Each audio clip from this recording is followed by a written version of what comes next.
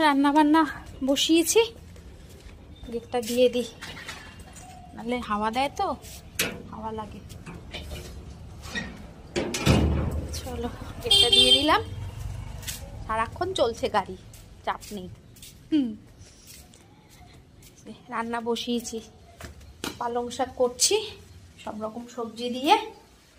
আর বাবা পিড়িটার কি আওয়াজ!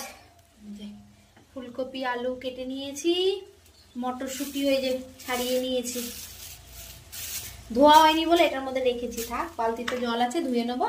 এই যে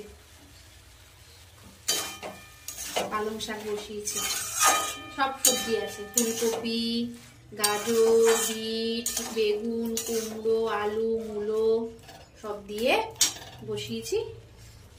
তো ভাত তো হয়েই গেছে, এই হচ্ছে আজকে রান্না বান্না। তো এই যে ফুলকপির মশলা কষাচ্ছি, টমেটো, জিরে বাটা, আদা বাটা, নুন, লঙ্কা, হলুদ দিয়ে এই যে ফুলকপি ভেজে রেখেছি এখানে।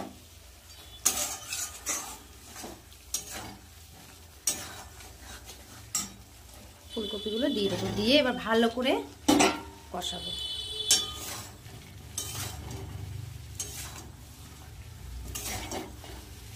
নুন দিয়েছি, আর একটু নুন লাগবে।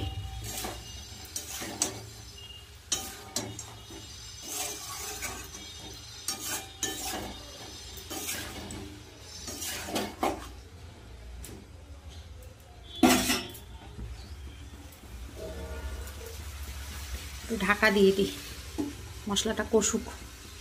মটরশুঁটিও দিয়ে দিয়েছি, এবার একটু জল দিয়ে দেবো।